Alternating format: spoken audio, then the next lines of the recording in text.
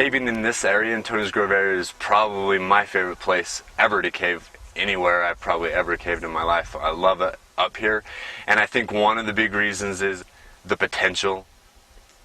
There should exist some sort of cave up there that would drain the master system. If you get into the master system that ultimately led to the spring 4 miles away, that you'd have this great place that would be nationally known. We have this bedding of quartzite that runs at a fairly steep slope going down towards Logan Canyon, and we've always wondered if we'll ever find a cave that would go down and actually meet that bedding plane of that quartzite. But at some point along the way, they've always ended. And so that's why this cave is so exciting, because for once it didn't end.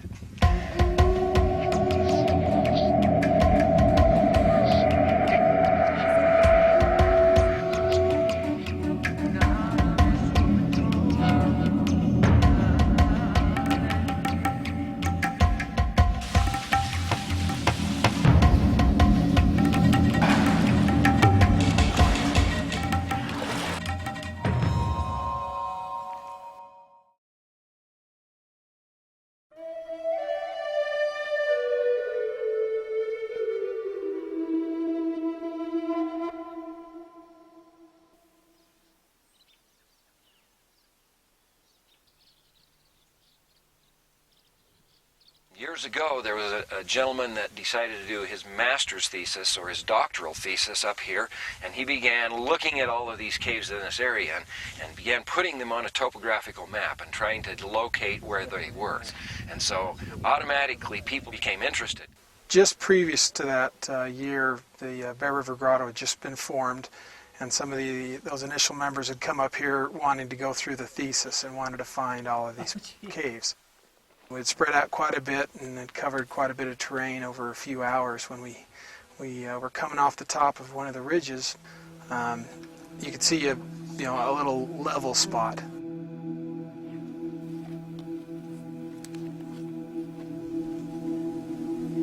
Threw a few rocks down, it sounded really deep. We had the rope with us, so we decided to drop it, see how deep it was.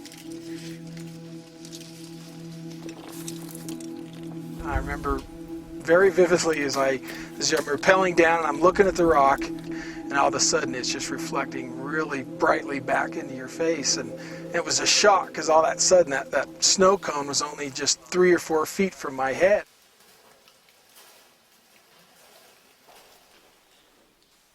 Got to the bottom, we looked around, couldn't find any horizontal.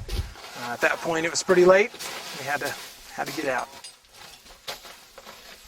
I was one of the last ones, or I decided to be the last one out, being that there were 7 of them, and it being over 200 feet, it took a while, so I just decided to climb around towards the back of the known cave at that time, just the crack going straight up in the ceiling, just really couldn't see the top, so just decided to start climbing.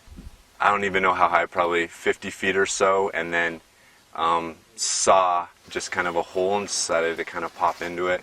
Immediately the cave changed dramatically. My first understanding of anything was when Ryan came home late at night, and he come in and he says, "Dad," he says, "we found it. We found the big one." He says, "I climbed out there and they dropped this rock down." He says, "It went forever. I think it's like 1,000 feet deep." So I said, "Okay, if you think it's 1,000 feet deep, we'll take a 150-foot rope and we'll probably get to the bottom." I remember thinking, I just got to get back as soon as I can. We didn't have another rope with us. And I knew it was deep. I didn't know how deep, because it was just, I couldn't get a straight shot down, and the rocks kept banging all the way down.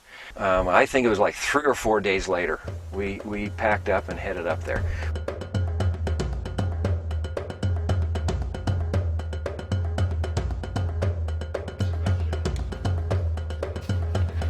So we went back in and we looked up this crack, and I said, "Ryan, you are out of your mind, because you look up this crack and it's maybe 3 feet wide going up this crack, but the walls are covered in ice, and you look and you say, there's no way you can climb this. It's crazy."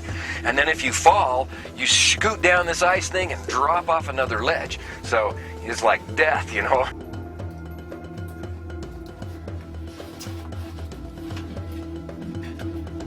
Yeah, this is the pit right now.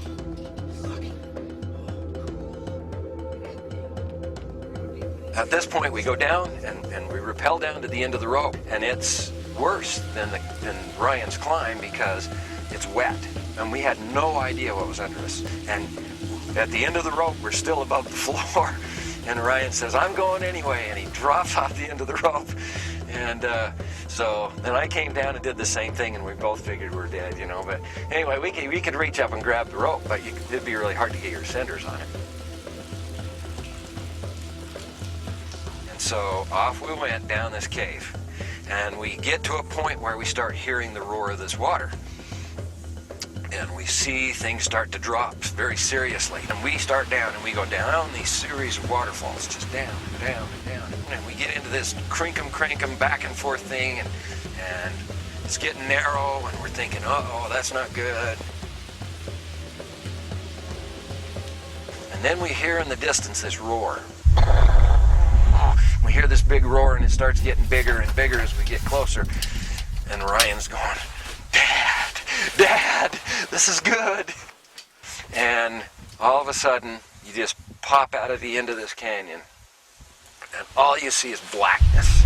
The floor just ends, and you see this big scoop going down, and the water just roars over the edge and shoots down the scoop, and then drops off of this jagged edge. We didn't have any rope, we didn't have anything with us, nothing at all. So we thought,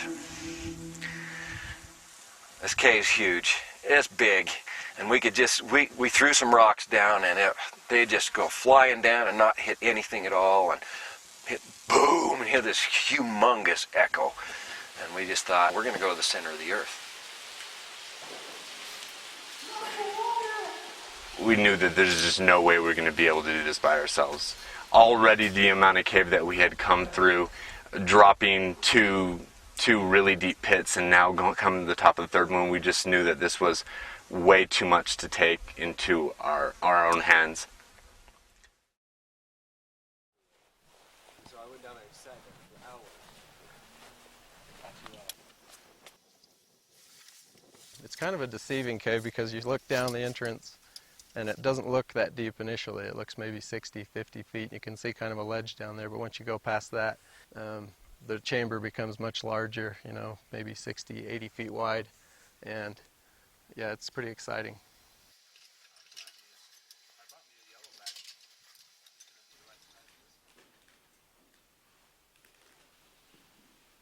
These guys go in ahead of us, and we go in and drop off, and we start surveying. And of course, surveying this crinkum thing, it's every 2 feet you get a shot.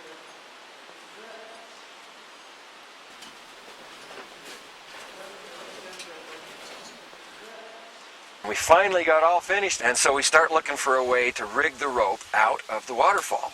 And right out a ways, there's this rhinoceros horn that sticks out. We thought, oh, perfect, we'll throw the rope over that rhinoceros horn and rappel down. Well, that isn't as easy as it sounds. Number one, the rhinoceros horn was a razor blade edge, and number two, there's nothing to hold on to, and so you're kind of balancing, and you gotta get on rope and then work your way over the rhinoceros horn, which has nothing on the other side, and then get down and put the rope on the rope pad. And we actually put 2 rope pads on this thing because it was sharp. We thought, oh, this is nasty. So put 2 rope pads on it. Well, I think we even grounded a little bit with a rock, and put 2 rope pads on it and put the rope over it. Anyway, so then all of us worm our way out to this thing, balance, teeter, finally get on the rope and get down. If there was an accident at this point in the cave, it would be quite the project to get them out, and it would be bad. We get rappelled down, and every one of us is saying, we don't ever want to do that again. We're going to have to change that. We got to do something different. But anyway, we finally get down to the bottom, and we start our exploration.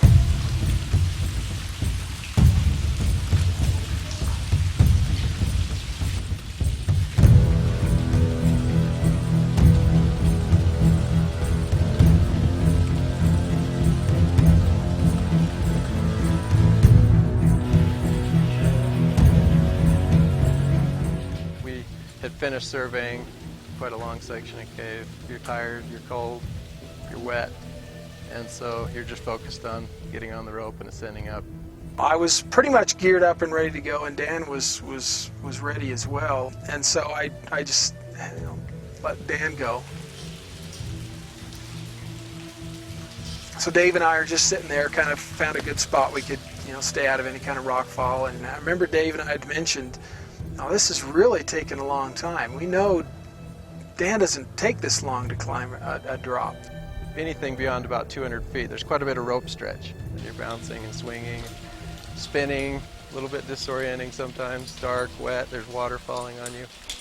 This is one of those drops that you get so far up the rope, you look down, it's dark, you look up, it's dark, the rope's just hanging out of thin air. So it gives you this impression that, what am I doing here? Why am I on this rope and this endless climb?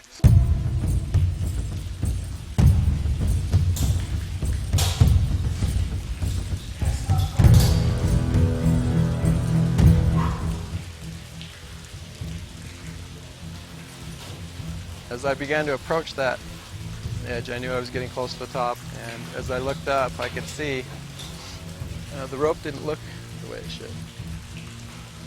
The sheath was completely gone, and the core had probably half of the core had been cut, and the rope changes a little bit of shape at that point. It begins to spread out, almost like violin strings spread across the edge of this rock, and so I could see that the rope had slipped away, and the rope had been cut pretty much almost all the way through.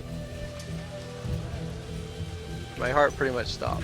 I was about 10 feet away when I saw this, and I kind of held still for a minute, and I thought, okay, this is bad. And so I began to move really slowly, tried to cause as little movement as possible because I didn't want the rope to cut anymore. And I got a little bit closer, and I slid my upper ascender over the sheath and the core, or what was left of the rope, and compressed it back and it slid over the top, and then I knew I was safe. I had one anchor above the cut part of the rope.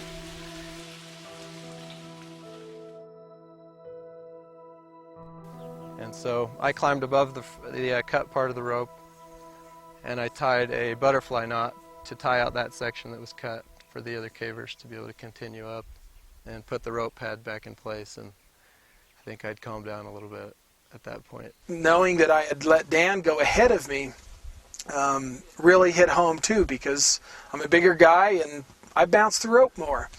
And the thought that what might have happened had I gone up first and bounced that rope a little bit more than Dan would have, was another experience that I'll never forget, being in that cave.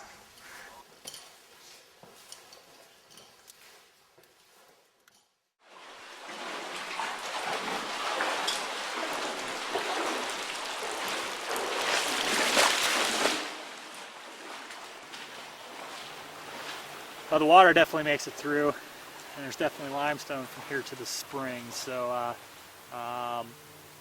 it's a question of whether there's an actual physically passable cave that we can make it from here to there. So we all hope there is, and the deeper you get, the more water you have, the more the water comes together, the bigger the passages should be. So the deeper we go, it should get better.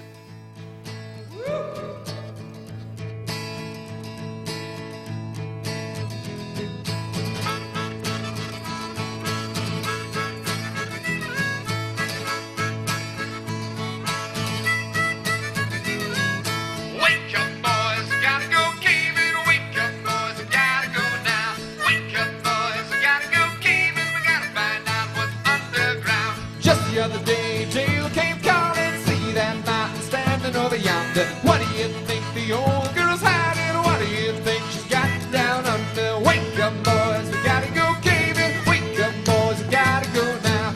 Wake up, boys, we gotta go caving. Gotta find out what's underground. Grab your rack, your harness, your ascendant, your suit, your rope, and toss it in your pack. We'll party all night at high elevation. It just may be that we won't go back. Wake up, boys, we gotta go caving. Wake up, boys, we gotta go now. Wake up, boys, we gotta go caving. We gotta find out what's underground. Up at the hillside, campfire swinging. Robin, Rodney sitting out singing. The deer and cattle, they're all hiding. Ralph